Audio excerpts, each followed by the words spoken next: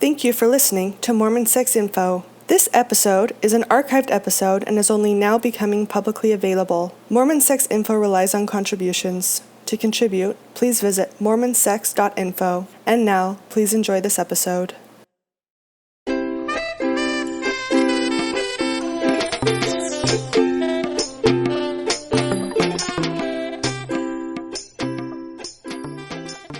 Hello and welcome to Mormon Sex Info. This is Natasha Helfer Parker, and I am actually super thrilled to have this interview today that I'm planning. It has to do with a session that I attended at last year's ASECT conference, which, as many of you have known throughout the years at Mormon Sex Info, I try to get a lot of people who I listen to at that event to try to come on and be our interviewees because they have so much information. And last year we were kind of like right at the head of a lot of the Me Too movement and, all these discussions about consent. And I had several people come onto the show and talk about consent. But I went to this presentation by Emma Daley, and she really kind of blew me away with different ways to think about models of consent, because I was getting a little bit concerned just in our narratives and in our stories of consent that we were becoming so binary in the ways that we were talking about it. And I know that in day-to-day life and when we're trying to incorporate concepts into lived experiences,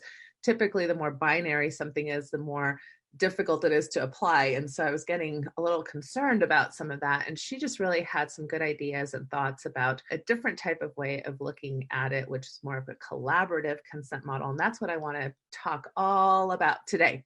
So I've got both Emma Daley and her collaborator Fuzzy Konner, and they are going to be talking to, they're both founders of Consent Beyond Yes, which I will make sure to link to.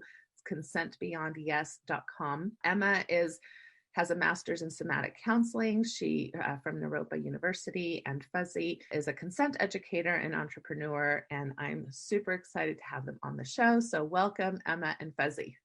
Thank you. Thank you for having us. Glad to be here with you. Awesome. So how I'd like to start is by having each of you just take a turn and introduce yourselves. Tell us who you are, what you're doing, what you're studying, etc. Sure. So I'm Emma Daley. I use she or they pronouns. And as Natasha just said, I have a master's in somatic counseling from Naropa University. And that's really where I was when I started working on the bringing embodiment aspect of my studies to consent work. And I'm sure we'll talk a little bit more about that as we get into it. But I currently live in Pennsylvania. I work full-time as a therapist. I do family therapy and individual school-based therapy, in addition to running Consent Beyond Yes and teaching workshops with Fuzzy. Awesome. And I'm Fuzzy Konner, and I'm an educator of various topics. For the last 15 years, I've been teaching about consent and co-ops, alternative economic systems, alternative currencies, contact improvisation, and other topics. And I am also a co-op consultant. I help people start co-ops, and I am a community organizer running an alternative currency in Ann Arbor, Michigan. And yeah, I met Emma when when I was exploring consent and trying to find consent education materials that seemed to me, what I found when I went looking for consent education was that the stuff out there was mostly inconsistent and unrealistic. It was saying that all consent has to be verbal, or that if you don't get a no, then it's fine, right? Which is not good enough, and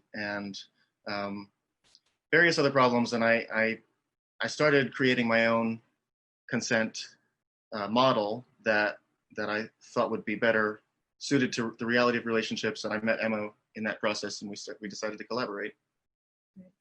Yeah, and at that time, I had recently been to a consent workshop.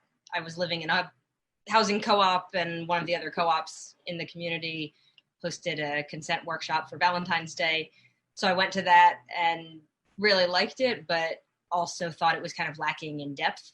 So I had already started working on how to bring some of the somatic aspects from my study to consent, and how we could make the practice of consent and knowing our own desires and our boundaries, how we can make that a more embodied process and not just have it be an intellectual one, but really something that's grounded in the wisdom of our bodies as well as our minds and hearts. Can you talk a little bit about the word somatic? Some people may not fully understand what that implies and how that informs the way you're looking at things. Absolutely. Somatic just means body-based. It comes from the Greek soma. So my degree is in mental health counseling, but without the idea that the body and mind are separate from each other. So I really work with people's entire systems. So again, it's not discarding the mind, but really getting into the felt sense and the embodied wisdom and evolutionary wisdom, really, that our bodies have. I love that. Yeah. So the whole premise kind of started in your presentation with the models that seem to currently exist, or that seem to be the way most people kind of conceptualize consent. And you talked about 3 of them, and I was hoping that we could just kind of start with understanding these 3 kind of existing models that you're trying to expand upon, and both kind of like limits and benefits and limits to those. And you had said that there's an ambiguous consent model, there's a negative consent model, and there's an affirmative sex model. So what can the both of you say about these 3? Yeah, well, before consent was really a popular term, we call that model ambiguous consent, which, also known as no means try harder, which is, where you don't really know if someone is meaning what they say when they say yes or no. And it just invites miscommunication. And one of the reasons that, and again, it's a little confusing to call it a model of consent because it wasn't being talked about as consent, but I think a lot of us still grow up with this, and it's certainly throughout our popular culture materials, that it's often very gendered as well, where the woman is the gatekeeper and the man is supposed to try to get as much as he can. And people socialized as men generally are taught to just go for what you want and don't take no for an answer, right? And people socialized as women are often taught to always say yes and to please other people. Take care of other people before yourself. Or if you're raised as a Mormon woman, you're raised with take care of other people, but not sexually until you get to a certain point. But then maybe not. It's like a lot of and even as you're talking about the media, I mean, I remember the black and white movies, right? Where he would grab her and then she would slap him across the face. Yep. And then they would look at each other and he would forcibly kiss her and she would resist for a little while and then melt into his arms. Yeah. I'm like, what the heck kind of education is that on consent, right? Right, but that's exactly what we're talking about, where it's this very mixed message. And, it either, you're met initially with a no, but then if you keep trying, she'll realize she really wants it. Or, and the reason I call it ambiguous consent is because sometimes, and especially, I mean, you brought up a great point, if you're raised not only as a woman, but as a woman in Mormonism, where maybe you're not supposed to want sex. Right? If your desire has been shamed or shut down or just not acknowledged in some way, then you might have this message that I'm supposed to not want this, but in the meantime, on a body level, you actually do want it, right? Sometimes women have learned to turn down sexual advances, but they actually still have a desire for it. So that's kind of the upside of ambiguous consent, is it allows us to use multiple channels of communication. We can say no with our words and kind of preserve our reputation in that way, but then we can still communicate the authentic yes with our bodies. And when that's actually what you're doing, it can work pretty well. But as Fuzzy said, it invites a lot of miscommunication, and it has trained people, especially men, but I think women and people of other genders have also internalized this, where it creates situations where you say no and then the no isn't believed. Right. So that gives rise then to that next model that you call negative consent, where the tagline is no means no. And that emerged, I guess, a few decades ago at this point, where It's saying, none of this ambiguous stuff. If you hear a no, you believe it. It's a no. That has to be respected. So that was an important next step, trusting when someone says no, they really mean it. And on the other hand, it's not enough. No means no was never enough, right? Because not everyone has the same ability to say no. Some people, because of a history of oppression or trauma or socialization of various kinds, have a really hard time saying no, even when they're really not into what's happening. Again, like women are often taught to say yes all the time and please other people. And so it might be really especially hard for them to say no. And if someone is just not saying no, right, if they're not also saying yes, they still might not be enjoying what's happening. They might be a no to it and just not be able to say it. Right. And in the moment that could be because of socialization, like Fuzzy's talking about, it could also be because of an active trauma response in the moment, where somebody goes into a freeze response or a fawn response where they're just trying to please the person, or a compliance response would be another way to say that, then that ability to say no and to assert a boundary is going to disappear. And so if all you're waiting for is a no and just assuming everything is okay unless you get a no, you can get into some really dangerous territory. And you had another point on your slide too, that was like the interaction is really kind of framed by the initiator. So it's mostly kind of going off what the initiator is presenting instead of really including both partners when you're in a no model. Absolutely. Right. And that's one of the other reasons that we think it doesn't go far enough, right? It's not just problematic because not everybody has equal access to a no, but also desire isn't anywhere in that model of consent. Right? It's kind of implicit in the initiator. And so the initiator has a desire, they act on it. And as long as they don't get a no, they keep going. But we have no idea how the other person feels about it. We're assuming that they're not a strong enough no to say anything, but that might not be true. And hopefully it's not what we're going for, right? The standard question for consent is this okay? But I mean, first of all, you should know if something's okay before you start it as a baseline. But also if all you're asking is this okay, then you're going to end up having okay sex. I love that. And if you're focused on your no line, right? What you're a no to, what you're afraid of, what your boundaries are, right? That just orients you towards a fear response. And that's not a great place for intimacy and connection and great sex, right? If all you're thinking about is what you don't want and what you're afraid of, and you're worried about getting too close to that line and having to protect yourself. Mm-hmm. Right. It creates a lot of fear where lots of people these days are either afraid that their boundary is going to be violated or that they're going to be accused of violating somebody's consent. And that's especially true when all we're teaching people is just to get over that line of it being okay. Right? We're now on ethical territory, but if your goal is just to get over that line, you could be riding right up against it. The line might move around. You don't always know where it is. So again, it can be a dangerous place. It's not good for relationships. And unfortunately, a lot of consent education these days contributes to fear of sex. It makes people, right, like people are either afraid of being assaulted or afraid of being accused of assault.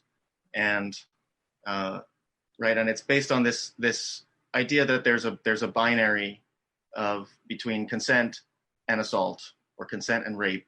And you just, right, that's a very fine line, and you got to be really careful not to accidentally slip over it. And right. That causes all kinds of problems. Again, it makes us focused on what we don't want, on our boundaries and fear. It like if you're shooting for just shy of that line, you're probably, maybe you're still in ethical territory, but you're probably not having a great time. Or the other person's not having a great time. Maybe nobody's having a great time. Right. Right. Oh, yikes. Yeah. And you had a picture on the slide, right? Where it was like consent and non-consent. It was the binary approach. There was just a line in the middle. It was either green or red. There was no yellow, right? There was just the green or red. But before we go there, tell me a little bit about the affirmative consent model. So we went from ambiguous consent to no means no, to then kind of this, well, you have to have an enthusiastic yes, or yes is yes. So that was the next step in kind of the consent narrative discussion. Yeah, it's usually said as yes means yes or only yes means yes, right? Unless you actually hear a yes. Sometimes they say a verbal yes to an activity, then you shouldn't do it at all. And so that's that's an acknowledgement of the difficulty that some people have in saying no. So it's a big step forward, and it's part of the journey that we're helping to guide people on. Mm-hmm. Yeah. It helps to orient more towards desire and pleasure, right? What you want instead of what you don't want. Mm-hmm. And reduces the risk of crossing a boundary or triggering a trauma response. And so what would be wrong with it? Why would it have some problems or limitations? Can I add one thing before we? Oh yeah, for sure. Just from the somatic perspective, often in our workshops, we have people imagine something that they don't want and imagine something that they do want, and just sort of scan their bodies for what's happening that tells them that it's pleasant or unpleasant. And very often with things that we don't want, there's a sense in the body of tensing up, maybe trying to protect or close off or turn or move away from the thing. And with the things we do want, there's often an opening, a moving toward, maybe a softening. There could be sort of a tensing in a sense of preparing the muscles to approach what you want, but it's a different kind of tensing than a protective armoring tensing. So we encourage people to use that information just to guide them to figure out what they want and what they don't want. But also, the more open, relaxed states are much more conducive to the flow of pleasure and to enjoyment. Whereas if you're really tense, if you're afraid, if you're protecting yourself, it's really hard to enjoy yourself in that state. So that's another reason that, even in the no means no model, even if you are in ethical territory, just that orientation toward, are my boundaries going to get crossed, can create body states that make it hard to experience pleasure. Whereas orienting more toward your pleasure and toward your desires creates more open body states that allow sensation to flow and that actually allow you to experience the pleasure that you might be getting from those activities. Yeah, I love that. I always tell people that your vagina and your penis don't typically know much about the relationship that you're in with another person. They just know if they're tense or not. And they're going to not be happy if they're tense, right? They're not going to be having the arousal and desire responses that you'd want out of a good sexual encounter. So that falls right in line with all of that about being aware of your body. So let's move towards what are the limitations of this. If most people would be like, yes means yes, that's great. That's a great model. Let's stick with that. It's a big step forward. It still has some problems. First of all, it's got an overemphasis often on verbal communication. And a lot of people feel like constantly asking, oh, is this okay? Oh, can I kiss you? Can I touch your face? Can I touch your shoulder? Can I touch your breast? Right? It's like, it's hard to kind of be in a flow state or, have a sexy interaction when you're constantly checking for consent. And in practice, a lot of people therefore just don't use that model, right? Even if that's what they're taught is the right way to do it, they're like, no way, that's I'm not going to do that. Another problem is still, it's framed by the initiator, right? As when you ask a yes or no question or make a request of something specific, the other person might say, yeah, sure, right? And maybe they actually are a yes to it, but it's probably not the thing that they would have come up with, if you just ask them, what do you want? Right. And it also still preserves that binary yes, no, rape, assault idea where, well, if you didn't get a yes and you did it anyway, then you just committed sexual assault. And so it still ends up creating some fear of screwing up. And, even though it's more likely to help you find things that people are enthusiastic about, there's still this binary line that doesn't provide you with any kind of buffer or really room for a whole lot of communication necessarily. Mm-hmm. And obviously, if you do it well, you're going to be communicating a lot. And like Fuzzy said, we think that it's important for there to be room for nonverbal communication. And some affirmative consent models do allow for that. And I think that's been increasingly the case over the past few years. If you look at like college consent policies and so forth, usually it'll just say clear communication sometimes it says verbal or nonverbal. So there is more acknowledgement, and that comes out of research as well about sexual communication, that people use and believe it's very valid to use nonverbal communication. So I think that's a really important piece. Yeah, so much of our communication in general is nonverbal, our facial expressions, our movements, whether I come in or out. I mean, just lots of ways that we could, I mean, I think back when I was in school, they talked about it. I don't know that it can be really measured, but almost like 80% of your communication in any given space or time is, nonverbal. So you think that we have to make room for that in the sexuality realm as well. Absolutely. And I like to tell people that nonverbal communication is happening whether you're aware of it or not. So I would much rather have people be aware of it and make use of it and try to have congruency between the nonverbal and the verbal, rather than when we're totally out of touch with our bodies. The body language is still happening, but sometimes we try to override it with our minds, and then we end up sending mixed messages and not actually knowing what we want. And that's a space where it's really easy to end up being compliant as well. Right. Which is really a killer to passion and good sex. Yeah. Yeah. So one thing that you said that I loved was, how can we use consent as a tool of sexual wellness, not just violence prevention? And I think what you're both saying is so much of our communication and education around consent does have to do with sexual assault. And obviously that's very important. We want to avoid sexual assault. And yet we miss a big part of the conversation, which is pleasure and desire, when that's the main thing we're talking about. So that's what gets us into this collaborative model. So let's start talking about that. Yes, this is where we started. This is the stuff that we've developed, where we've developed our own theory and our own model over the past 2.5 years. We call it collaborative consent, or beyond yes and no. So, we're trying to go beyond the binary of yes and no, also beyond the binary of rape and consent, right? And another problem with that binary of rape and consent is that there's a lot of things that kind of fall in a gray area in real life, right? And if you think that you have to be in one category or the other, right? You might end up saying, well, I didn't really say no. I guess I was okay with it, but it didn't feel great. But I guess there was nothing wrong with it, right? Because it wasn't rape. But that doesn't feel right, So you're ignoring your feelings, and you're ignoring, and you're not learning from the experience. Or on the other hand, you might say, well, I didn't want that, so I guess it must have been rape. And then you end up causing a lot of problems by either that, like, maybe it was an honest mistake, it was an accident, and maybe if you just could talk to the person about it, you could come to an understanding. But if you think that it has to fit in one category or the other, then you might end up not being able to do that. So, and I'm guessing you get pushback on this, right? Because a lot of people are, oh, well, then you're just denying certain experiences. And yet these things that you're saying, I hear in my office all the time, this kind of ambiguous post-experience analysis, right? Where it's like, what happened?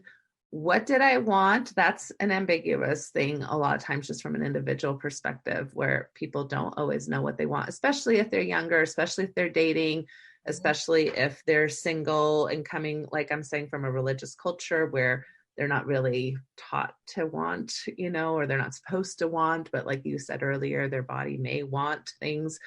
It can also happen in some of the kind of duty sex scenarios I see within marriages, where it's like, well, it's my duty, especially from, again, the female bodied experience, where that's what I'm supposed to do as a wife. I'm supposed to take care of his needs. Otherwise, I'm not being a good wife, or he may, the myths of that means that he might go elsewhere, or all of those fears and things. And so a lot of times the individual doesn't even know necessarily what they want. And yet at the same time, there are experiences where people will tell me things like, well, I said no like 10 times. I finally, it just happened. He kept pushing. I don't know what, and I'm feeling like, well, that's you're getting, you're getting pretty close to where I would consider that a date rape or something along those lines, but they're not able to really own that because they do care about the person, or they had some type of, they felt responsible, like because they were in that situation. So this is a complicated area, right? Where sometimes people under report, sometimes people over report or over analyze. How do you? We try to embrace the complication and the nuance and the gray area and just say, it's not black and white. It's not red or green, right? There's a spectrum from rape to consent. And the far end of that consent spectrum being really good sex. Yeah. Furthermore, we think that spectrum is the same as the spectrum of bad sex to good sex, basically, right? That they overlap. So if you are, just over the line, that it's like in that gray area, it's, probably ethical, but it's probably not great sex, right? Nobody's having a great time in that scenario. And if you're having great sex, you're nowhere near the line of sexual assault, right? Because as long as it's great for everybody involved. Right. Right. Right. Well, and one of the things we do when we start, right, because part of our approach is using consent to make sex sexier. And so one of the things we do is we start by talking about, what are some things that make sex sexy? And people say, connection and trust and enthusiasm and generally all of the things that make sex sexy involve everyone involved wanting what's happening. Mm-hmm. And so, we try to get people to see that when we think about great sex, right, it's not just the act that we're imagining, it's also the other person wanting it too.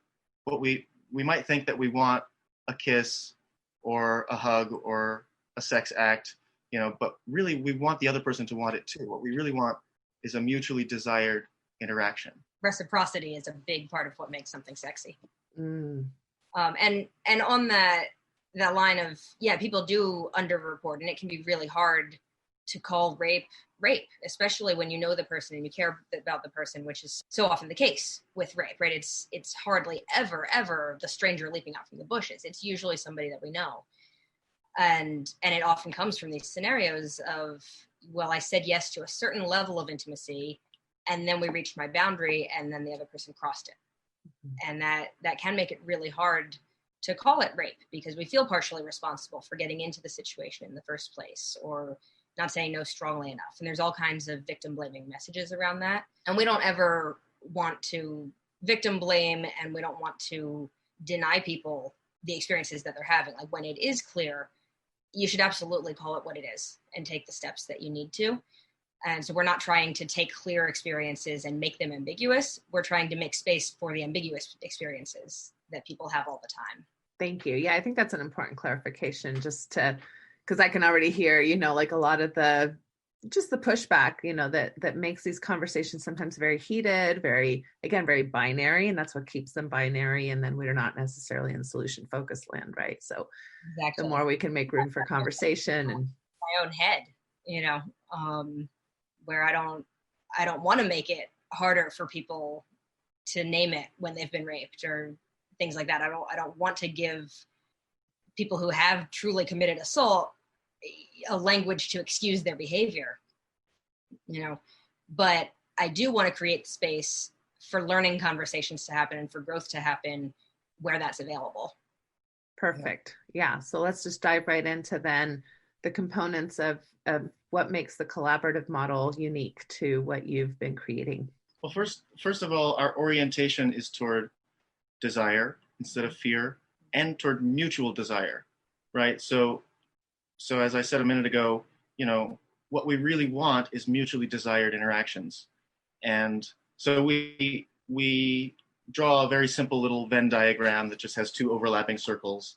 And, one circle is, these are all the things that person A wants to do in an interaction. And the other circle is all the things that person B wants to do. And then where they overlap, this is the sweet spot, right? The zone of mutual desire, or we sometimes call it the Venn vagina, because I love it.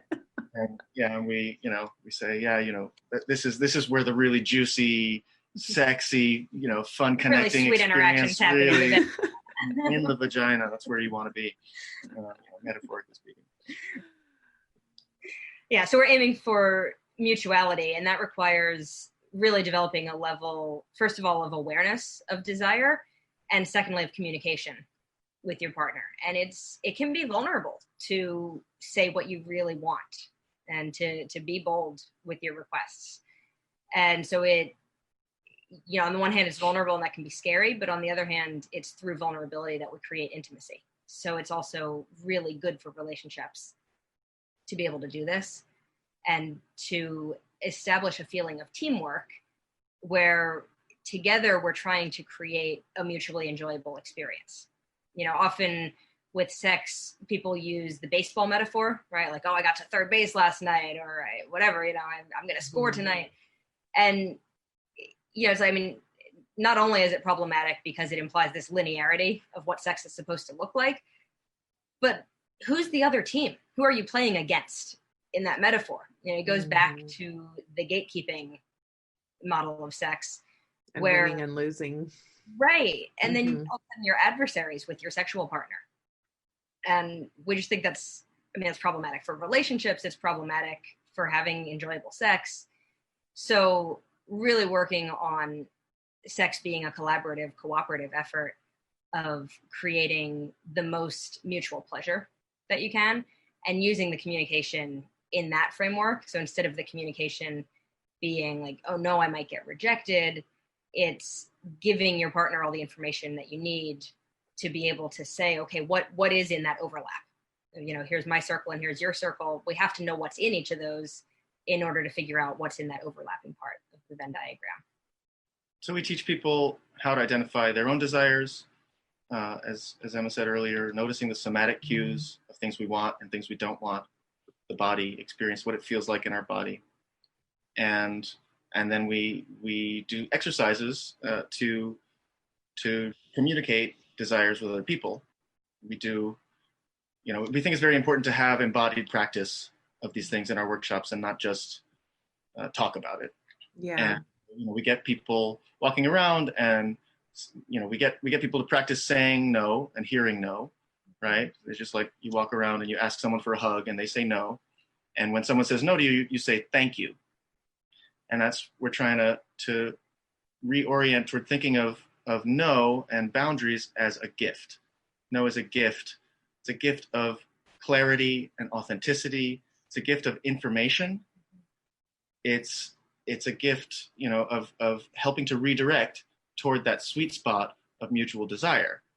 It's saying, no, you didn't hit the right spot yet, And with that, it changes how we think about boundaries, right? So instead of boundaries being an obstacle to getting what I want or an obstacle to connecting, think of boundaries as the container that lets us enjoy. And so if there are things that are going to get in the way of enjoyment, we set up boundaries to put those things outside of our container. I talk about it like the fence around a playground, and once we figure out where that is, great, now we get to explore what's on our playground and what do we want to do together. So instead of seeing the boundaries as threat, again, of an obstacle or a threat of rejection in some way, really looking at boundaries as creating the safety in which we can actually relax and enjoy ourselves. In a sense, saying no is actually the most connecting and intimate response you can give to a request, because it demonstrates that you're willing to be authentic and transparent, right? And that you trust each other. Saying, if you hear someone say no, you can trust them when they say yes, right? Like many people have the experience of someone who always says yes to everything you ask of them. And then you eventually start to doubt whether they really mean it, or how do you know which times they really did want the thing and which times they were just saying yes to be nice. So we say thank you when someone says no, because that's a gift of saying, oh, okay, now I can trust it when you say yes. I know you really mean it. That's a beautiful ritual. I love that, because for so many people, the no has so much meaning behind it, right? It's a meaning of being rejected, of being turned down, of not being desired, of not being wanted. And instead to have this huge reframe it's just completely alters the whole possibility of what you're encouraging people to think about. Yeah, I found it really powerful in my life to say thank you whenever someone, turns me down for anything.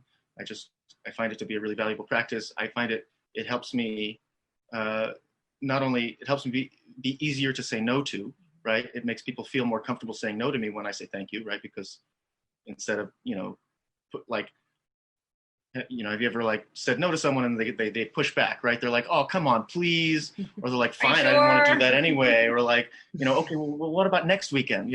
And they're, or just or what about this thing instead? And they keep asking, right? So saying thank you, sometimes I say thank you for saying no, or thank you for taking care of yourself. Thank you for being clear. I find, it helps me be easier to say no to, it helps people trust me more, right? So that they're more likely to say yes to me, because they know that I will listen when they say no. And also it helps me reframe in my own head, helps me remember to think of the no as a gift and to cultivate the gratitude for that in myself. That's still a lot about yes and no. And when we do workshops, we do like to start with no, because it always brings up this stuff about rejection or caretaking. So it's really important to practice that skill first. Then we let people start to say yes to things if they want. But eventually we do want to move beyond yes and no. That's one of our taglines. And one of the ways that we like to teach people to do that is by using desire-oriented language and using open-ended questions. So the ways that we use our words actually influence a lot the information that we get and even how sexy it feels. Mm-hmm. So again, we talked about moving away from, is this okay, to, would you like this? But as long as you're in that yes or no question, then it's still the person who is asking the question who's framing it. It's like, I don't know, saying, hey, do you want me to make you a cake for your birthday? And that's a yes or no question. It's a great offer. I'm likely to say yes, but maybe I actually would rather have pie. And you don't know that because you already decided that the offer was cake. By making a request or an offer, you're kind of framing the interaction. You're kind of putting something on the table, and then that's basically what the other person is responding to, and it might not be what they wanted most. Right. So we like to teach people to use open-ended questions, like, what would feel good to you right now? What would make this even better? How would you like to touch me? Whatever it is, to solicit more information from a partner instead of just saying, are you interested in this one thing? It's saying, tell me all the things you're interested in, or tell me what you want most. Right. And then it's easy for me to check, or it's easier. I mean, not everybody, it's a developed practice to be able to check, but once I have the information, I can check and see, how does that overlap with my desires? Does that sound good to me? And then I can also share what are the things that I want. And then we can start to have the negotiation. And when we talk about this, it's easier to imagine it verbally. And certainly with a new person, it works a lot better verbally. But if two people are very comfortable with nonverbal communication, either they just happen to be, even if they're new to each other, or once people are together a long time and they learn each other's nonverbal communication, this conversation can also happen largely nonverbally, especially if you've done the earlier steps of building the sense of teamwork, trusting that you really have the same goal, trusting each other to be honest with your yes and your no and your desire. That all lays the groundwork to be able to get into more subtle forms of communication.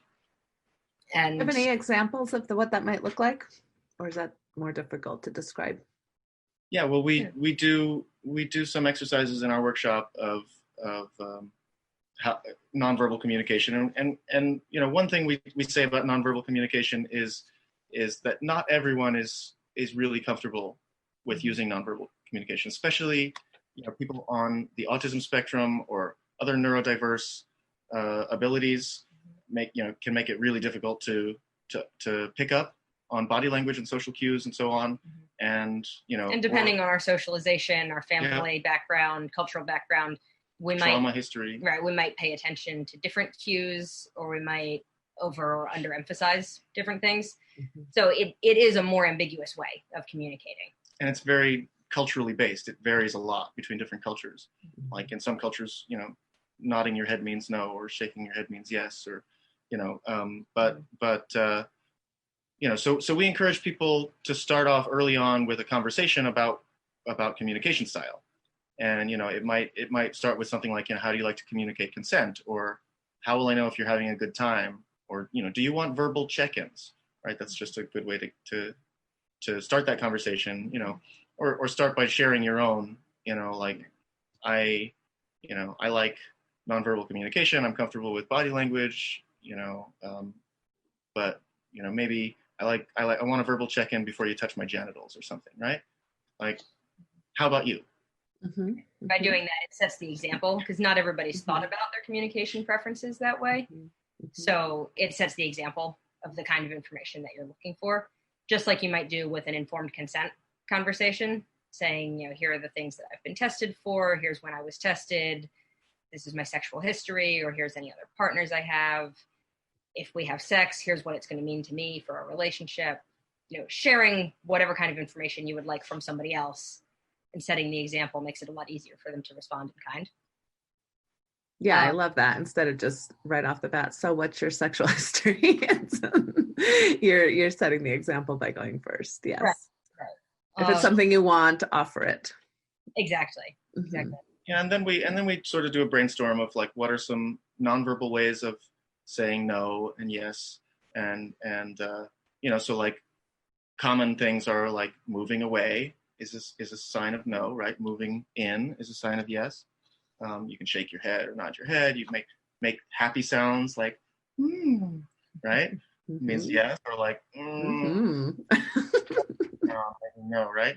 Or or of course, like, if someone starts touching you, you can move into that touch or out of the touch. Create more closeness. You can, push their hand away or move it somewhere else where you want it, and add pressure or ask or move it. So it's, or even motion, like you can put your hand on top of somebody else's hand and kind of guide them. Exactly. My legs are really ticklish. People forget that. So sometimes they're touching me and they think they're being nice and it starts to tickle. So I might just put my hand on and add pressure to remind them. Mm-hmm. But in terms of that negotiation, again, I think it does depend a lot on trusting that we're in this together. We have the same goal. So any redirection that I do isn't going to be taken personally. It's going to be taken as a gift of, oh, great, we can level up. We can make this even better.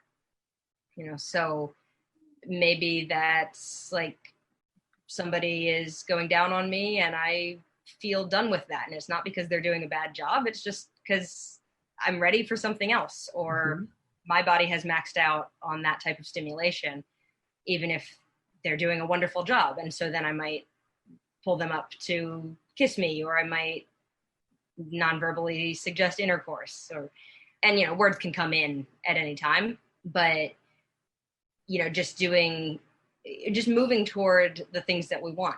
And if that person, maybe I tried to move from oral sex to intercourse and my partner doesn't want to have intercourse, and so they start touching me in some other way, or they move my hands to some part of their body, and just kind of going through that process until we find something that we land on and we're both like, yeah, that's the sweet spot. This feels good. I love that. So going back to your vagina Venn or vulva Venn, either one, I guess, when you showed it on the screen, and maybe you'll be able to share this slide with us, so I can link it to the podcast link, but it came in several colors. So there was like the sweet spot, I think, in the very middle, right? That was green, but then there were like the labia lips per se, right? They were yellow. And then there was like the clitoris and the anus that were orange. So that was like kind of the Venn diagram. So how do you explain what those different colors were bringing up? Because I'm guessing, and I'll let you then talk, but the green is kind of like, we're both like enthusiastically yes, but then there's things that like I'm super into that my partner's like, I'm willing, but it's not a no, but it's not my favorite thing. But since you like it a lot, I'm willing to go there every now and then. Or I'm guessing that's where these kinds of different colors come into your Venn. Yeah, that's exactly right. The simple Venn diagram that we described at first just had one set of overlapping circles. It's just, here's what I want, here's what you want, where do those intersect? But then if you add a second circle around each of those, it's hard to describe verbally. I would be happy for you to share the images and link to those. But if you add a second circle around each of those, of the things that are not wanted, but that you're willing to do, right? They're still within your tolerance, your, whatever, in some way, your willingness. You could do that as a gift to your partner, but it's not the thing that really gets you going. Then that's that outer circle. So where the inner circle sort of intersects with the outer circle, this is hard to describe verbally, but yes, there's the sweet spot of everybody's enthusiastic. And then there are the things that one person is enthusiastic about and the other person is willing to do. And then where you said there was orange around like the clitoris and the anus, that's things that both people are willing to do, but nobody's enthusiastic about. And then beyond that are things that's beyond somebody's boundaries. Right. So we're really aiming for that innermost spot for the vagina in the Venn diagram, to be able to say, okay, this is mutual. This is what we both really want.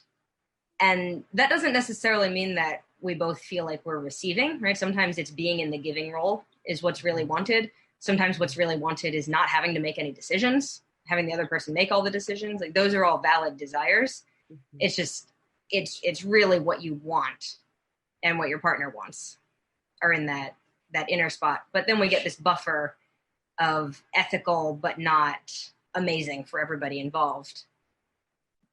Right.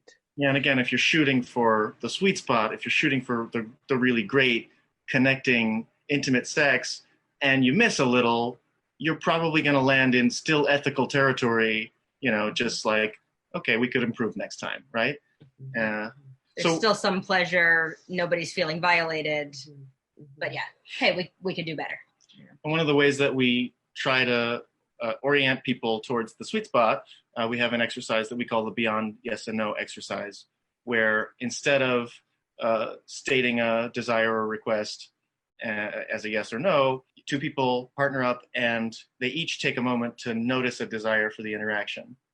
And when you notice your desire, you say ready. And then when both people say ready, you take turns sharing your desires, and then you negotiate to find something that you both want. And we say, don't settle for something you're just okay with. For this exercise, really try to find something that both of you actually want. And boy, it gets really creative. Mm-hmm. Sometimes like one person will say like, I was thinking I'd like to hug you. And the other person is like, oh, I was thinking I'd like to throw you over my shoulder and spin you around. And the first person's like, whoa, that sounds way better. Yeah, do that. I didn't know I could ask for that. Right. Yeah. Or someone is like, I'd like to sing a song with you. And the other person's like, I want to hold your hand and jump up and down. And then you have people jumping around the room singing a song. Right. And it just, it's an exercise that people find really valuable to help orient toward what I want, what you want, and what we both want together.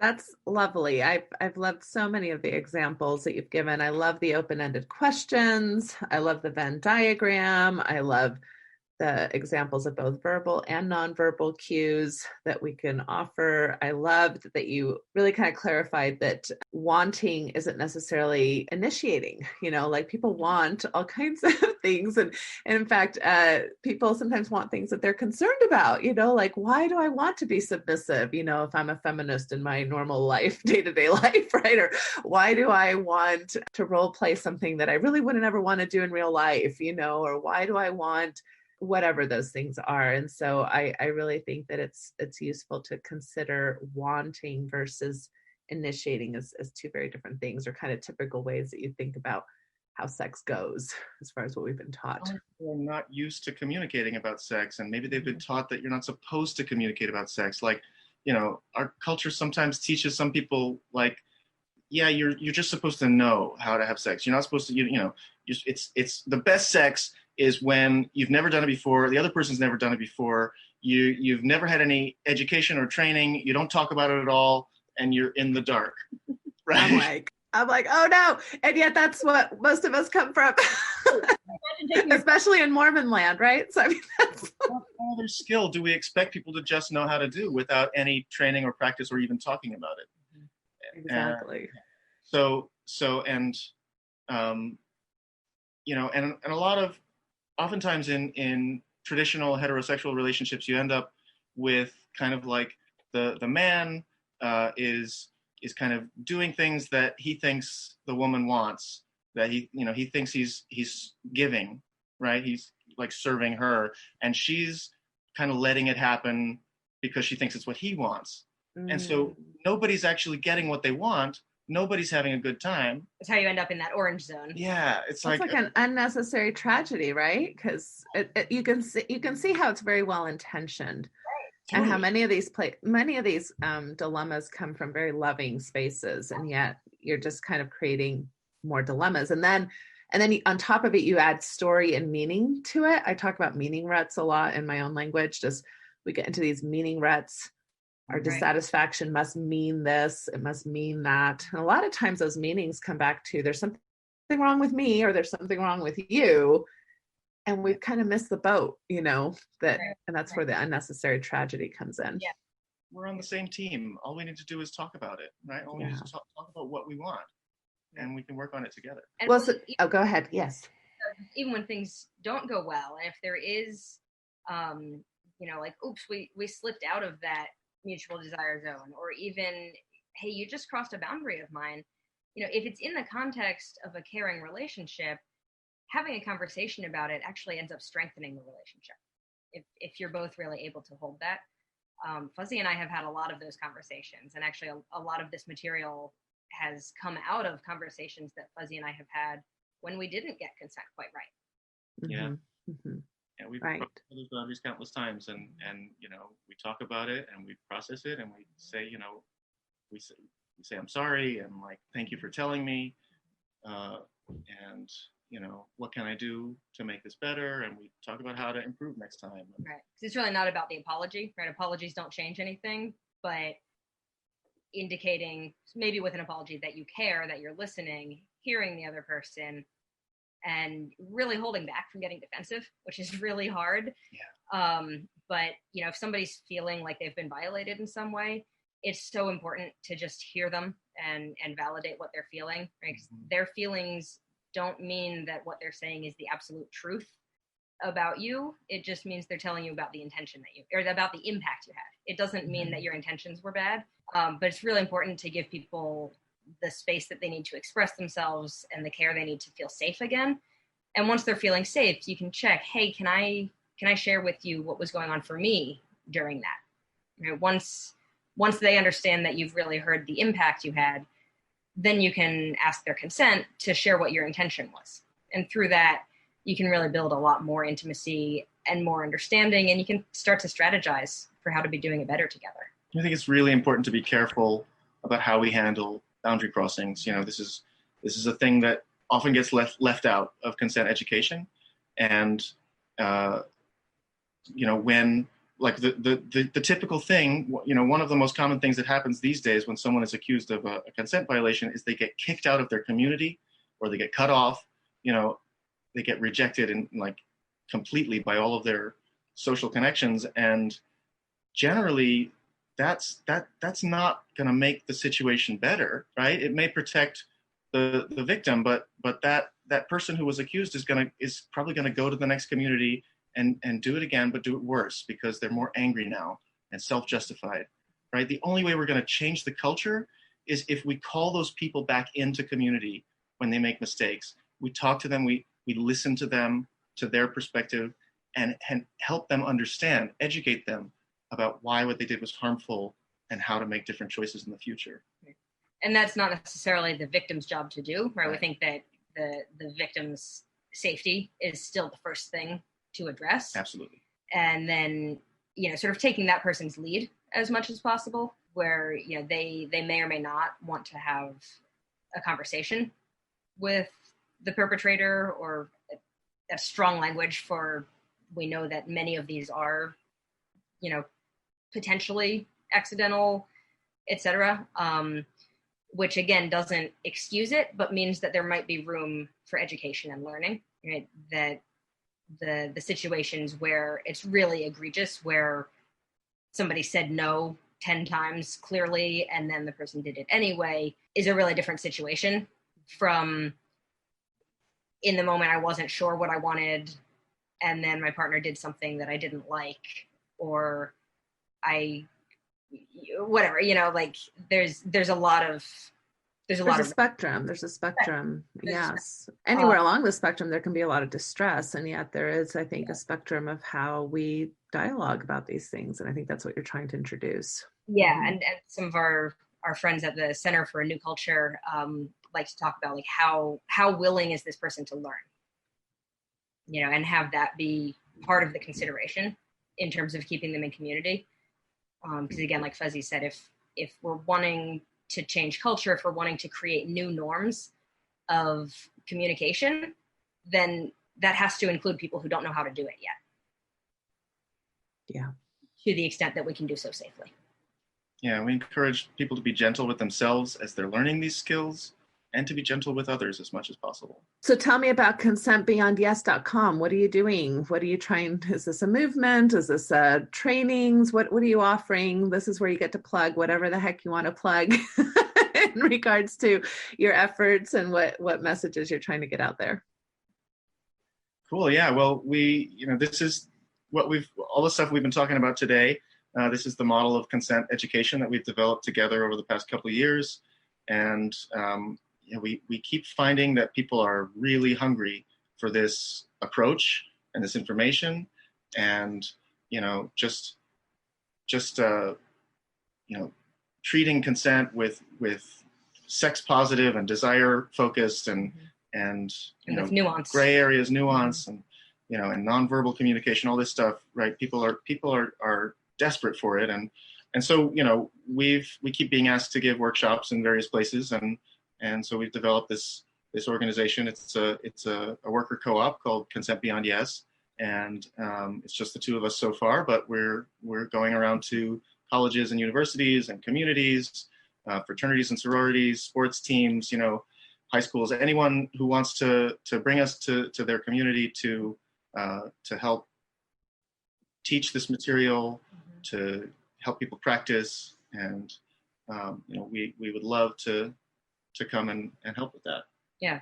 And we also offer consultation coaching, both for institutions who have policies around this, or who have existing education and they'd like to incorporate more of these ideas. We can offer consultation around how to do that, or offer sort of a train the trainer thing where we give them more of our teaching notes and more of the pedagogy behind it. But also coaching for individuals or couples who want to improve their communication, or who feel really left behind by the Me Too movement. The expectations around consent are changing really fast. Yeah. And often the people who are confused by it are kind of getting shut down and left behind. Mm-hmm. So we're also really excited to work with folks who want to understand, and who, again, feel like they're being left behind, but realize that there's something going on here that I'm not quite getting, and I need some help catching up to the culture change. So we can offer individual coaching around that too. Yeah, wonderful. Or if there's a community where a consent violation has happened, and they need help processing that, we're happy to help with that as well. Right. Yeah, I have some experience with mediation of those kinds of conversations, as well as just presentations. If you're not looking for the interactive workshop, but more of an informational presentation, we can do that. Sure. Well. Perfect. That's wonderful. So the last question I always ask any person I interview is, was there anything I didn't ask that you were hoping I would, or anything that I didn't get to that you were hoping to cover today? Anything that I can think of. I think we got to it all. Yeah, I think I would just add that we didn't really talk about like the neuroscience part and the research behind this very much, but there is a lot there. I wrote my master's paper, my capstone for my master's degree, on embodied consent, really using a body psychotherapy approach to understand consent through that lens. So, there's so much stuff around the dual control model of sexual response, and, what are our exciters and inhibitors of sexual response. And you alluded to this a little bit, that those aren't always things that we choose, but they are things that we can work with to promote sexual enjoyment. Getting into polyvagal theory and how well we're able to cooperate and collaborate versus feeling like we're opponents. Really, like there's so much neuroscience behind reasons that orienting toward desire, having these relaxed body states, engaging with people as teammates really just changes so much in our system in ways that is so much better for relationships. And is a rewiring of sorts is what you're getting at. It absolutely is. And we know that we have a high level of plasticity in our brains, and however old we are, we can learn new things. We can rewire our brains. Even better if we can start wiring our kids' brains for this to begin with. But it can have a huge impact on relationships. So as much as we're focused on sex and the conversation about consent is centered on sex, this is really about relationships in general and about how we live. Do we approach the world from a self and other, us versus them kind of thing? Do we approach the world from a lens of what I'm afraid of? Or do I approach the world from a sense of what can I create and who's here for me to work with? And, in my relationships, how do I approach with trust? Even in non-romantic, non-sexual relationships, how do I approach with trust and communication as opposed to fear of rejection or whatever else gets in the way of connection? This work is really about promoting connection and just promoting doing what we love. Wonderful. Well, thank you so much. I've been spending time here with Emma Daley and Konner, founders of Consent Beyond Yes, which you can find at consentbeyondyes.com. Talking about collaborative consent, a new model that really, I think, brings together a lot of the concerns that we've been having around consent in a way that is approachable and doable and focuses on desire and want and, like you said, sexy sex. So that's what I think we're all kind of rooting for. And I'm so pleased that you were able to share time with me today. I always appreciate time that I know is of your busy schedules and your energy and everything to share it with us and this audience. I appreciate that very much. Thank you so much for being with us. Likewise. Thank you so much for having us, for the invitation. Yeah, thank you so much for having us. You're very welcome. And for those of you who are listening, just please remember that this does not happen without your support. So please consider a donation at mormonsex.info is the new website that we've been organizing. And you can also subscribe to the Apple iTunes podcast station as well and listen to all the great interviews. I'm always so pleased with the level of people who are able to come on this show. So yeah, and let me know too your feedback. Let me know if there's a topic you want me to cover that I haven't covered yet. If you're enjoying the material and finding it valuable, or if you have some complaints along the way, I'm always willing to listen. So everybody take care. On to healthy and sexual happiness and ongoing experiences that help us along that journey. Take care, everybody. Goodbye.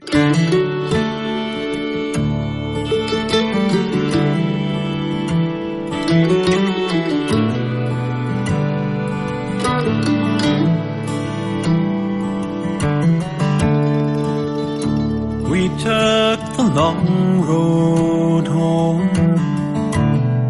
turned minutes into miles, and as the evening traveled on, the sunset bathed your smile. We stopped beneath the desert stars, wrapped in each other's arms. Was as simple as I love you, an ordinary, extraordinary truth.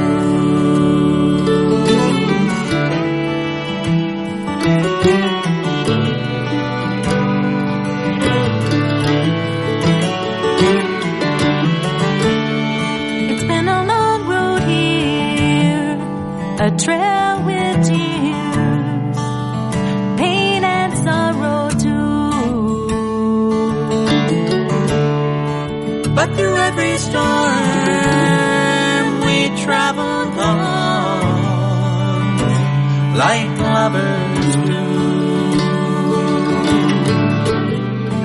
And if sometimes we fell apart,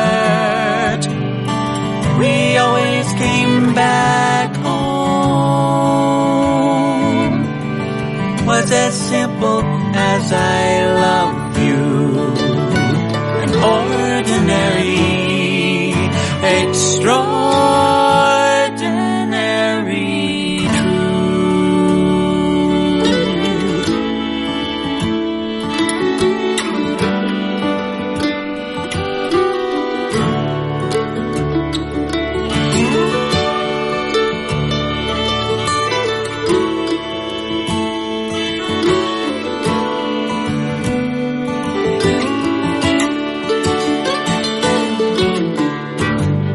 Some people say love is blind and forever is too long. But I see your eyes in every sunrise.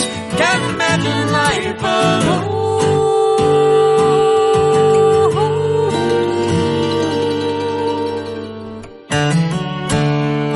Let's take the long road on together until we're gone. Want you by my side till the day I die and into the beyond. It's as simple as our love is. That's how I wanna go, all wrapped up in the arms of our extraordinary. It's nothing hard.